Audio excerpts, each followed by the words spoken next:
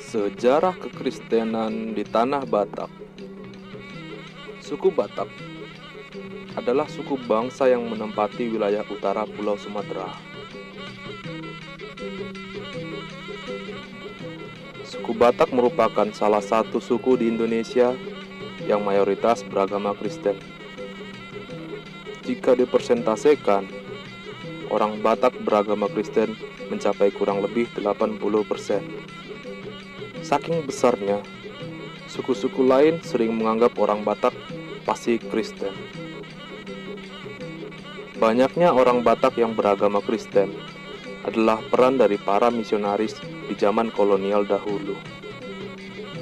Namun, keberhasilan misionaris mengkristenkan suku Batak tak semudah yang diperkirakan, karena harus berhadapan dengan adat serta aliran kepercayaan yang dianut orang-orang Batak pada saat itu.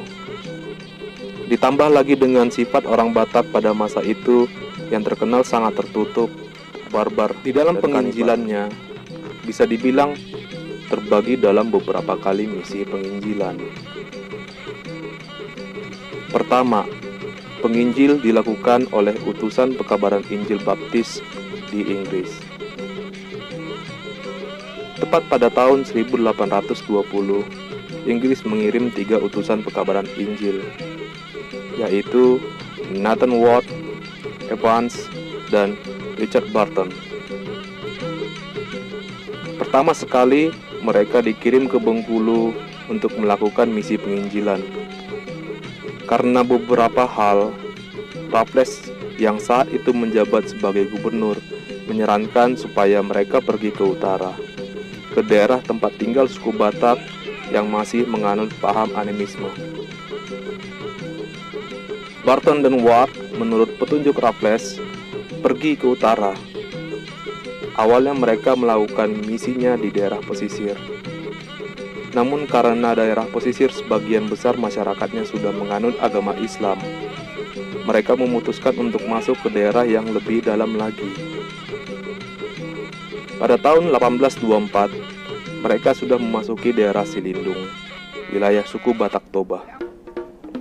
Saat mereka tiba di Silindung, mereka diterima dengan baik oleh raja setempat. Namun, perjalanan penginjilan mereka terhenti ketika terjadi salah paham dengan penduduk. Penduduk menjadi tidak suka hal ini. Karena itu, para penginjil tersebut diusir. Kandaslah misi penginjilan tanah Batak yang pertama kali.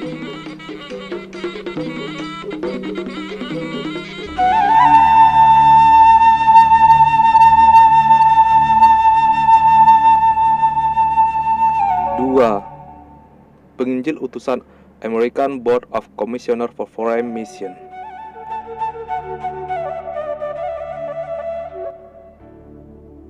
Pada tahun 1834, 2 orang Amerika, yaitu Munson dan Lyman, yang merupakan utusan gereja Kongregasionalis Amerika, mereka tiba pada tanggal 17 Juni 1834 di Sibolga dan menetap beberapa hari di sana.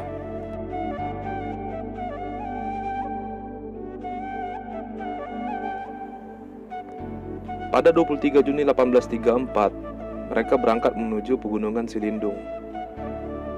Dalam perjalanan, ketika tiba di pinggir lembah Silindung pada malam hari, mereka dihadang, ditangkap, dan dibunuh di dekat Lubu Pining. Pembunuhnya adalah Raja Panggalamei, yang merupakan raja di Pitubosi yang tinggal di Singkap. Ia membunuh bersama dengan rakyatnya. Penangkapan Muson dan Lyman disebabkan warga Batak saat itu sedang melakukan pengawalan ketat terhadap suku-suku yang masuk ke wilayah tanah Batak akibat dari masyarakat Batak yang sedang trauma atas tindakan genosida pada saat masa Perang Padri.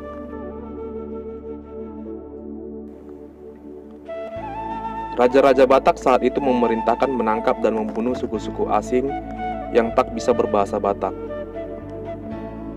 Akibat minimnya pengetahuan Muson dan Lyman, baik kepada budaya maupun bahasa Batak, mereka pun akhirnya dibunuh dan mayatnya dimasak serta dimakan bersama-sama rakyatnya di tengah-tengah pasar. Maka kandaslah misi penginjilan yang dilakukan Muson dan Liman.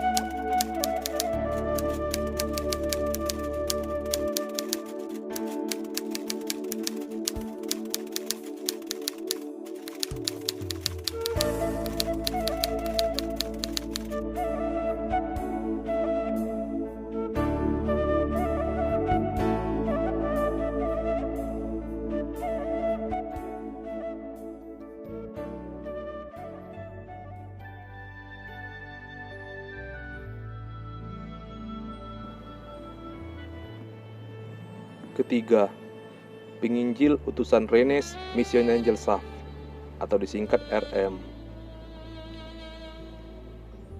Pada tahun 1840, seorang ilmuwan berkebangsaan Jerman, Franz Wilhelm, melakukan perjalanan ke daerah Batak dan kemudian menerbitkan karangan tentang suku Batak.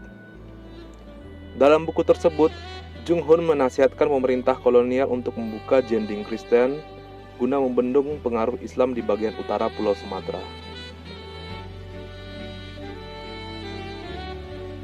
Karangan tersebut sampai ke tangan tokoh-tokoh lembaga Alkitab di Belanda hingga mereka mengirim seorang ahli bahasa bernama Neubronner van der Tuuk untuk meneliti bahasa Batak dan untuk menerjemahkan Alkitab. Van der Tuuk adalah orang Eropa pertama yang menatap Danau Toba dan bertemu dengan Sisingamangaraja. Ia merasa senang berkomunikasi dan menyambut orang Batak di rumahnya. Van der Tuuk memberi saran supaya lembaga Zending mengutus para penginjil ke Tapanuli, langsung ke daerah pedalamannya. Pada tahun 1857, pekabar Injil G. van Asselt, utusan dari jemaat kecil di Ermelo, Belanda, melakukan pelayanan di Tapanuli Selatan. Ia menembus beberapa pemuda dan memberi mereka pengajaran Kristiani. Pada 31 Maret 1861, dua orang Batak pertama dibaptis, yaitu Jakobus Tampu Bolon dan Simon Siregar.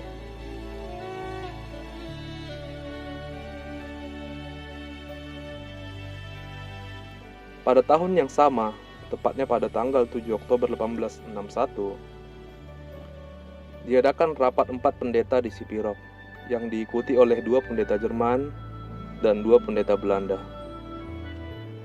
Mereka melakukan rapat untuk menyerahkan misi penginjilan kepada RM. Dan hari tersebut dianggap sebagai hari jadi berdirinya Budaya Kristen Batak Protestan.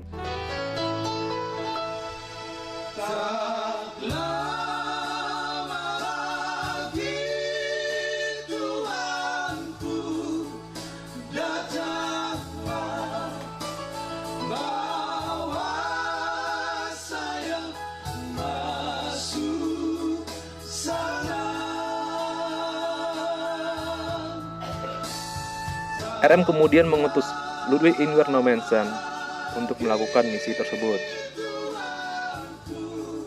Nommensen yang belajar dari pengalaman penginjil sebelumnya memutuskan untuk menetap di Barus beberapa saat untuk mempelajari bahasa dan adat Batak serta Melayu.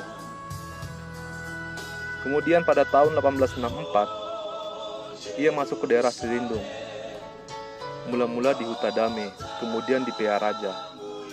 PA Raja kini menjadi kantor pusat HKBP.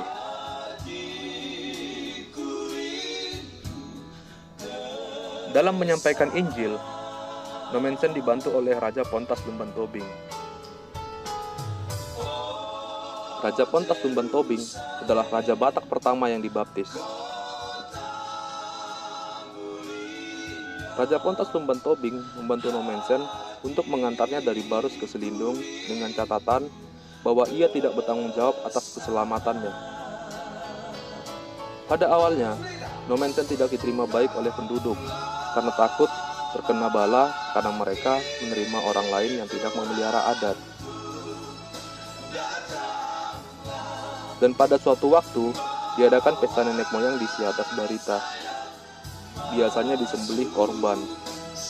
Saat itu, sudah kerasukan roh, si Baso atau pengantara orang-orang halus menyuruh orang banyak untuk membunuh Nommensen sebagai korban, yang pada saat itu beliau hadir di situ. Dalam keadaan seperti ini, Nommensen hadir ke permukaan dan berkata kepada orang banyak, "Roh yang berbicara melalui orang itu sudah banyak memperdaya kalian. Itu bukan roh di atas Barita, nenekmu, melainkan roh jahat. Tidak mungkin nenekmu menuntut darah salah satu dari keturunannya." Begitu kata Nommensen. Setelah Nommensen mengatakan hal itu, segera si Baso jatuh ke tanah. Akibat peristiwa itu, warga Batak mulai segan terhadap Nommensen dan semakin ingin membunuh beliau.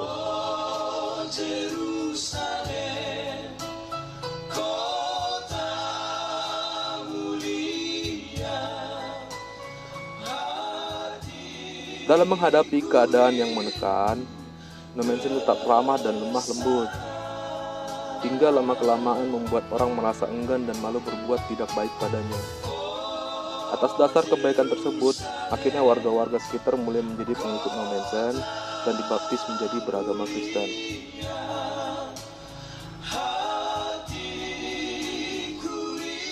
Suatu keberhasilan yang dilakukan Nommensen membuat misi penginjilan semakin mudah dilakukan dan semakin menyebar sampai ke tanah Sinalungun, Karo, Pakpak, dan lain-lain.